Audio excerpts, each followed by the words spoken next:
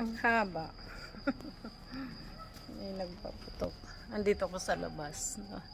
May nagpaputok sa ano, doon sa kabilang street. Kitang kita dito. Dito ako nakaupo sa labas. Kasi mainit. Siguro mayroong ano dyan sa kabilang street aywan, may fiesta o may anong okasyon. Ayan. May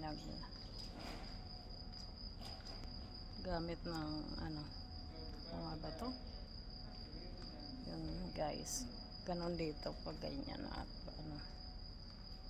Hello, kumusta ang mga OFW? Hello everyone. At sana nga pala please pakisupport naman ang aking YouTube channel, Pidonart Kebab Italy, at paki-click the bell all the video. Ciao ragazzi, ciao. Bene, bene tu?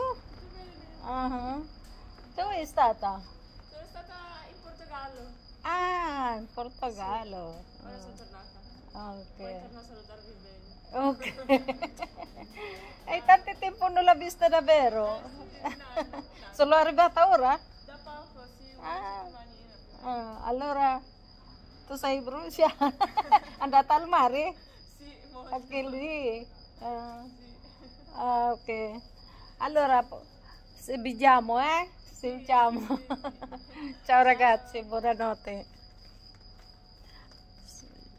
Yung ano namin yun, mga customer na mga estudyante. Kaya pala matagal hindi ko nakikita pumunta rito. Ang punta nila dito sa amin sa tindahan mga alas 3 na madang araw, alas 4 pagaling sa sayawan, sa diskuhan. Ngayon kararating lang pala niya. Ayun, may dala pa nga ng bag. Galing sila sa ano, galing daw siya sa Portugal, sa Spain. Tapos yun. Sabi niya, sentiamo.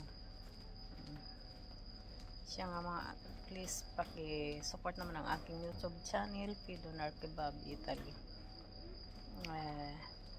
Please click the bell all the video at paki-share na rin sa inyong Facebook. Paki-share na rin sa mga kaibigan nyo, mga kamag-anak nyo. Maraming salamat sa mga nakasubscribe na at maraming salamat din sa magsusubscribe pa lang. Okay. So, minsan hindi na ako nakakapag-download kasi wala pa rin space na ako kasi nagde-delete pa ako ng mga video. Tsaka minsan tatamad ako content.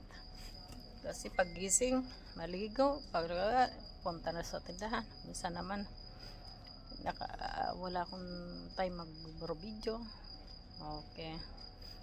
See you on next video again. Bye bye. Good morning.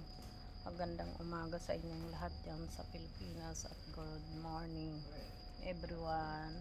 At okay, andito ako sa labas pa upo-upo kasi mainit sa loob. Dito ang pwesto ko pag ako ganyan sa gabi, hindi busy sa loob ng tindahan. Dito ako upo-upo sa harap ng tindahan. Ayan, lumabas ako nung hindi na busy. Ayun, okay, bye bye.